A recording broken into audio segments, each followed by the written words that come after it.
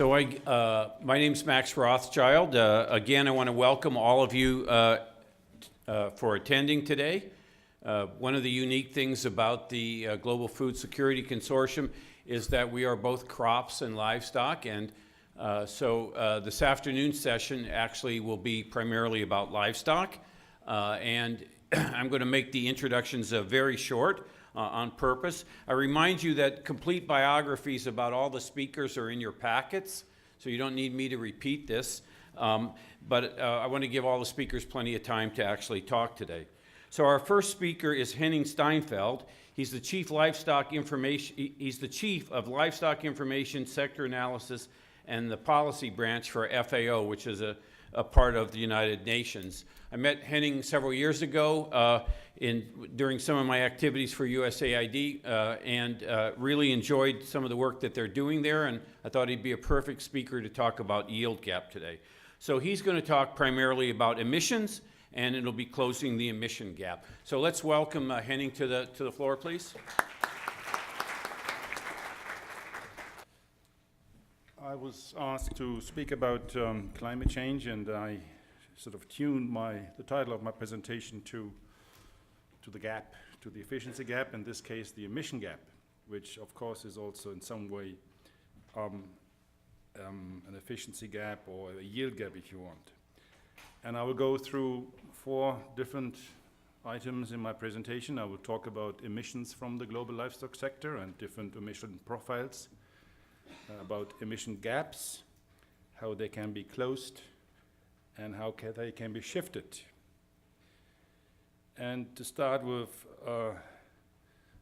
we at FAO have built a model, the Global Livestock Environmental Assessment Model, which is an aggregate life cycle model, if you want, that is composed of a herd module, a manure module, a feed module, a systems module, and an allocation module. All this is constructed within a GIS, a geographically referenced environment. So that's basically to say that it's trying to mimic what's happening in supply chains around the world with different parameters as we were able to get hold of them and as they have been built into the model. So it's representing matter flows from cradle, from resource use to retail, and we've tried to include all major sources of emissions. It's computed at local level. It's basically cells on a map, and we can generate averages and ranges at different scales. It was developed by FAO in collaboration with partners, and it also allows for scenario analysis. Now, we've built this model with the purpose of quantifying greenhouse gas emissions, but we are now expanding it to other aspects of livestock's natural resource use, land use, nutrients and water, and also biodiversity. That's a representation of what we've come up with. I hope you can see it on the screens. So these are the different flows from feed production, from livestock production, and also from post-farm transport and processing, and you see the magnitude of the emissions at feed and production level, and then the lower side of the flow graph where it actually goes, where it can be attributed to. So chickens and pig meat and buffalo and small ruminants and cattle milk and beef and also draft, fiber and manure have been considered. The pie charts show how the different sources of emissions at the feed production stage, where grass and feed crops are important, and then at the level of the livestock production, where enteric fermentation makes up the lion's share of emissions. Now, that may be a little bit confusing, so let me just go to this one here, which perhaps explains it a little better. This is the total estimate. We've estimated 7.1 gigatons of CO2 equivalent per year to be emitted from the livestock sector, which represents 14.5% of the global anthropogenic greenhouse gas emissions. Beef cattle comes up highest, followed by dairy cattle, pigs, buffalo, chickens, small ruminants, and other poultry.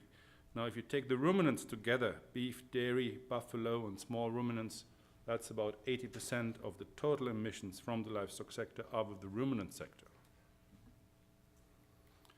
Looking at different emission profiles, now here's again the total. The total, almost 40%, is from enteric fermentation, followed by feed-associated emissions, which are 13%. That's basically fertilizer use and fertilizer manufacturing. Then emissions from fertilizer and crop residues, and from pasture expansion with about 6%. And then others are relatively minor in the aggregate picture. Now, if you look at it from the perspective of different commodities, here we have cattle, milk and meat. Again, as is obvious, I think, to everyone, almost half, or 46%, come from enteric fermentation. I don't know whether I can show this. No, it doesn't work. Again, followed by emissions from feed. Now, what is perhaps interesting here is that we have also included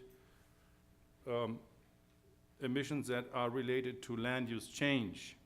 And in the case of meat, and meat in Latin America in particular, it is associated with pasture expansion into forests, and land use change here is about 15%, makes up about 15% of total emissions from pasture expansion into forests. So the deforestation aspect has also been included here, and in the case of cattle is mostly attributed to beef. For chicken, it looks quite different. Here the emissions from feed are much more important, and manure also comes more strongly into the picture. And if you then also see what is happening to pigs, again, feed are the main items, the various emissions from feed, but manure management, the purple part here, makes up about 19.2%. So that's the overall profile, that's the overall emissions from different supply chains of livestock. And just to lead into the gap, here is a map of emission intensity. Intensity here, the CO2 equivalents emitted per unit of edible protein from livestock. So it's basically creating a harmonized numerator by expressing all livestock products in terms of edible protein. So meat and milk and eggs are all expressed in terms of protein. And what it shows is that large parts of the developed world, Europe and North America, but also East Asia, have less than 50 or between 50 and 75 kilograms of CO2 equivalent per kilogram of edible protein, whereas in parts of South America, East Africa, or West Africa, and also the eastern part of South Asia, this is sometimes in excess of 300 kilograms of CO2 equivalent per kilogram of edible protein. So a ratio of 1 to 6, 1 to 7, which tells us that indeed there are great variations in terms of the emission intensity of livestock production worldwide. So the emission gaps. And what we did here is we looked at the average performance, the average emission intensity in a given area. So it's basically comparing what the average farmer does as opposed to what the best 10 or the best 25% of farmers do in the same area, in the same system, working with the same type of animals. So the gap here describes the actually attained emission intensity as opposed to the attainable by the best 10 or 25% of farmers. So it's a within system, within species, within region comparison. It is what is around the corner, what is immediately available for farmers if they wish to upgrade their practices. So that's another expression of the gap. What it shows is the range, which is the line, if you want. If you look at beef, that goes from about 100 kilograms of CO2 per kilogram of protein to close to 500. That's the range within which beef is produced around the world. 50% of that is in the solid bar here, and the line represents the average. And it shows you the variation that exists. And that variation is sizable in all the species, even though for pork, chicken meat, and chicken eggs is not quite as visible as it is for beef or small ruminant meat. It also shows that beef and small ruminants, meat and milk, and also cattle milk have on average higher emissions per kilogram of protein output. Again, this is from a case study we conducted in Western Kenya. Same picture, huge variations that are usually showing 1 to 5 variation in the same areas in a within system comparison. And again, if you just look at Western Kenya again, here these dots are different farms, and how closely related milk yield is with emission intensity. So as you drive up productivity, your emission intensity goes down. That is also true, and that's perhaps the most impressive result, or the most favorable result, if you wish, the relationship between total greenhouse gas emissions and milk output per cow, where there is a very clear correlation between output per cow and emission intensity. And it is particularly here in this medium range from 1 to maybe 3,000, from 1,000 to 3,000 kilograms of milk per year, that you have the strongest reduction in emission intensity. That's just another way to look at it. Here what we have compared is nitrogen use efficiency in dairy production. So that is the share of ingested nitrogen by the cow as compared to what you find in milk and meat. So for 100 kilograms of ingested nitrogen, in this case here, you would get about 5 kilograms of nitrogen in your product. The other 95% will be lost to the environment. And again, these dots here, they represent different countries, but they give you a feeling for how big that variation is and how big the gap is. And the potential for closing that gap is quite substantial. So the key findings from this study, and I have a few copies of the publication with me if you're interested, is that the emission intensity varies greatly between species, and that within species, the emission intensity also varies greatly between regions and production systems. And that this variation can be explained by differences in farming practices and supply chain management. And this wide variation is also a strong indication for the potential to reduce greenhouse gas emissions from livestock production.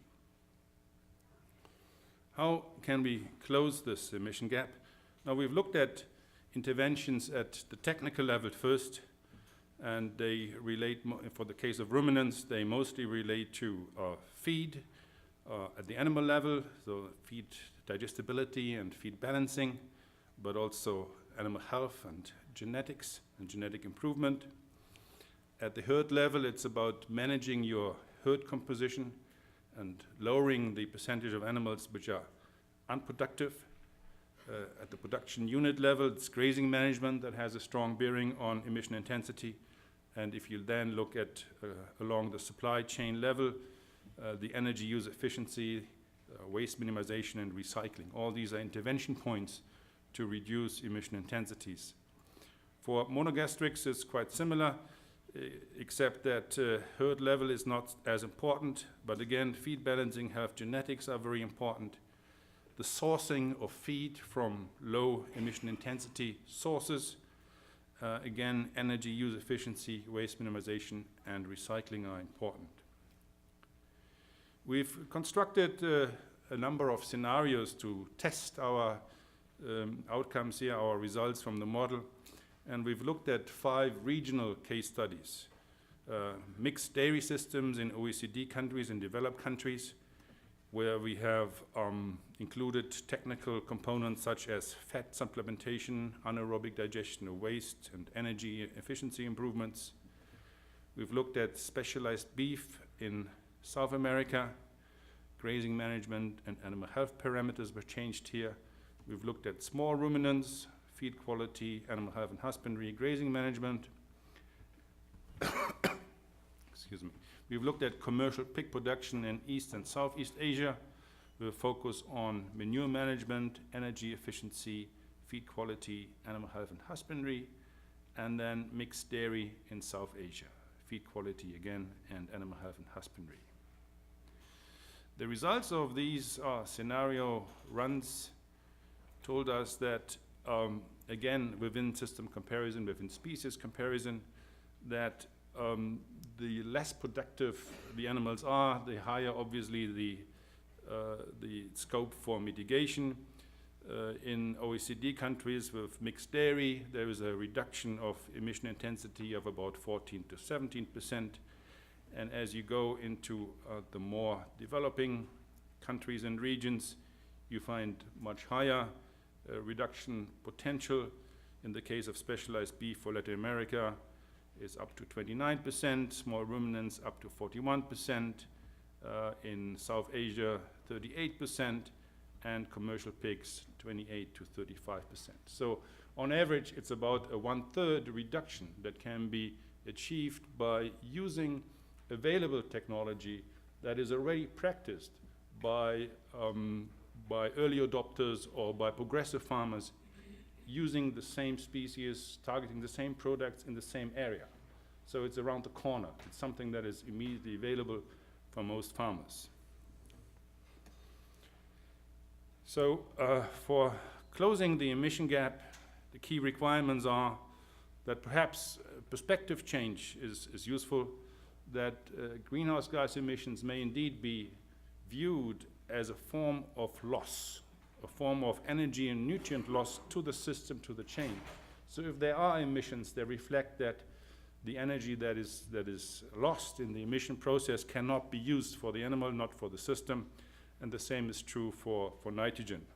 So greenhouse gas emissions, in a biophysical sense, can be regarded a form of loss. The diffusion of existing knowledge and technology is obviously important. We need extension and agriculture support services for this, that need to be tailored to local contexts. Access to capital and risk management is important, and the immediate mitigation potential, as I said, is about 1/3 of the total emissions. Now, the gap can be closed, but it can also be shifted. And what I mean by that is that that gap is not a static number or range, and it can be changed by a number of interventions. We can allow for a shift in systems. So in the case of dairy, for example, there can be a transition from pure grazing systems to mixed systems, and that would also result in a further reduction of emissions and emission intensity. From a consumer perspective, you may also look at shifts in species, eat different products. So while it is still meat, a shift from beef to chicken would also reduce the greenhouse gas footprint from these products. Then new technologies and the role of science in creating new technologies represent a further possibility of shifting the emission gap. And then obviously the role of policies and the fact that for further mitigation and reduction in emission intensities, there is a need to create incentives or disincentives to create more rapid uptake of technologies, or to set price signals that drive change into the desired direction. Just here, what I said before, a comparison of grassland-based dairy systems and mixed systems. The profile of emissions obviously change. Here are the different sources again. But what is obvious also here that, for example, for the humid regions, a shift from grassland-based to mixed systems in the case of dairy would also be accompanied with a lower emission profile. Just to make the point on the policy side again, what we also did is we calculated or we estimated the carbon sequestration potential from grazing management, and here you have a map that shows where the potential for carbon sequestration is high. These are the dark areas. They're mostly humid, but it's not a really uniform pattern. It really depends very much on existing stocking rates and other variables. So the picture is not as homogeneous as one wanted to. But the point I want to make here is that what we can look at here is the so-called MAX, the mitigation abatement costs. And that basically, these curves basically tell you that these measures that you can introduce, they are profitable up to a point where you have this horizontal line here, and after that you would need additional incentives to push adoption further. So here it shows that the mitigation potential, or the carbon sequestration potential in this case, is particularly high for Latin America, which is the dark blue curve here, and then followed by East and Southeast Asia. So again, this is our mitigation abatement cost curve, as we call it. Everything that's below the axis would mean that the production benefits are exceeding the investment costs, so it would be profitable even if no incentives are provided. So these are sort of different practice changes that will be profitable in their own right. Above the axis, production benefits will be lower than the investment cost, and you would need to provide additional incentives or some sort of policy change. So here, carbon prices from $0 to $30 per ton of carbon would allow a mitigation potential of, 110 million tons of CO2, and everything that is below this axis, as I said before, would be profitable in its own right. And here you could work through extension, capacity building, and credit. Above that, as I said, through carbon markets, and it is up here in excess of $30 where further research and development can bring the costs down. So we are looking at three different sets of interventions, if you want. Below the curve, below the axis, it is traditional knowledge diffusion and capacity building. Above that, incentives, and above the threshold of maybe $30, you would need further research and development. So the gap can be shifted by policy changes. As you know, agriculture and livestock in particular are not subject to any ceiling of emissions, not under Kyoto. There's only 1 or 2 countries that have actually done that at a national scale. So we are looking at voluntary markets, or we are looking at the clean development mechanism, which is a mechanism under the Kyoto Protocol. Now, under COP15, Convention of Parties under the UNFCCC, NAMAs, the so-called nationally appropriate mitigation actions, were installed. That was in 2009 in Copenhagen that this was brought on their way, which is another form of countries looking at or implementing mitigation action in agriculture. And more recently, you may want to think about incentives for climate-smart agriculture with a focus on efficiency, emission intensity, adaptation, and resilience. As I said, the gap can also be shifted by new technology, and in the specific case of greenhouse gas mitigation from livestock, Here are some examples: vaccines, genetic selection, and the use of nitrates as mitigating agents in animal diets. Now, these are technologies on the horizon. They haven't been fully tested yet, but they are promising to bring down, to bring about a further reduction in emission intensity on top of what I've already described before. So, a brief summary. Productivity and efficiency gains, they really move largely in parallel. You've seen the example of dairy, which is the most striking example of a win-win, if you want, where economic and environmental gains largely go hand in hand. And also, I think we've seen that there are huge gaps between attainable and actually attained emission intensities and efficiencies, and the gaps can be narrowed with existing technology. The policy change and new technology can shift this gap, and climate change can indeed be tackled within the context of food security, poverty reduction, and overall sustainability, and I'm sure the following presentations will go into this in more detail. Just as a last slide, just to make sure that it is understood that also we at FAO, we look at the livestock sector in the context of what global development.